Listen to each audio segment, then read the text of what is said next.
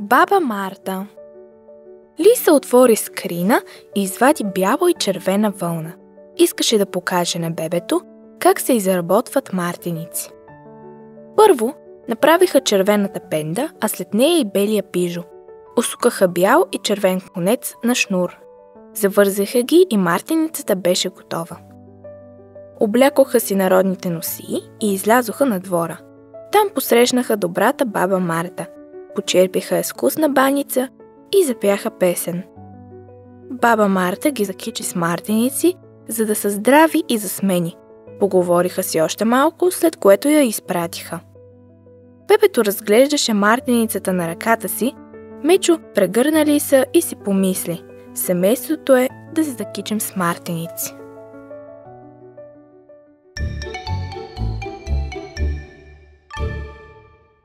Празника на мама. Мечо и бебето ги нямаше цял следобед. Бяха излезли, без да кажат на Лиса къде отиват. Вечерта щяха да ходят на ресторант, а тях все още ги нямаше. Най-накрая двамата се прибраха. Докато всички се обличаха празничните тоалети, Мечо и бебето все се споглеждаха, сякаш са намислили нещо.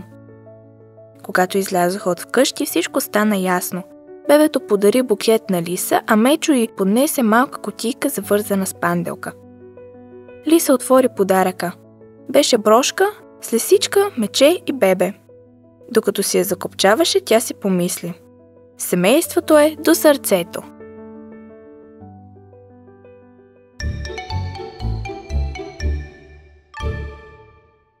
Сирни заговезни.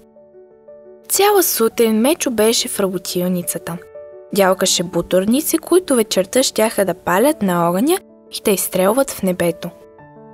Лиса беше в кухнята и приготвяше празнична вечеря. Баница за сирене, варени яйца и печено пиле. А за десерт – халва. Най-важната задача бе връчена на бебето. То обикаляше двора, събираше клечки и паднали клони и ги трупаше на голяма купчина. Когато се стъмни, всички излязоха на двора и запалиха огъня. Мечо прикрепи една буторница на върха на тънка пръчка. Нарече я за здраве и я запали. Замахна и удари пръчицата в по-дебела. Буторницата излетя в небето и остави огнена следа. Бебето беше много щастливо, защото неговите буторници летяха най-надалеч и най-нависоко. Когато огъня отихна, всички го прескочиха за здраве. Прегърнаха се и си взеха прошка. Лиса се усмихна и си каза: семейството е да си прощаваме.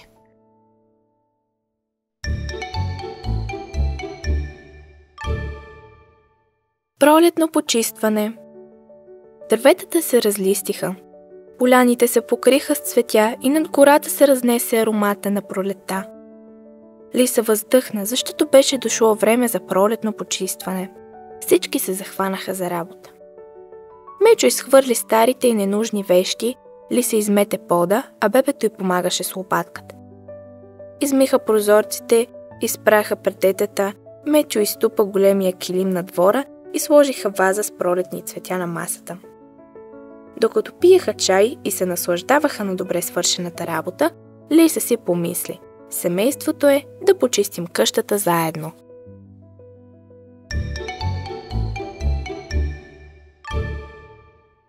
Кукуряк. Тази сутрин на Лиса не й се ставаше от леглото. Беше се изморила много от пролетното почистване. Бебето и Мечо обаче бяха на крак от ранни зори.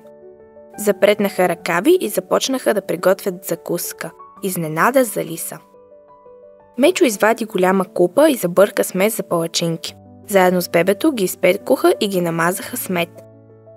За да завършат изненадата, им трябваше още нещо.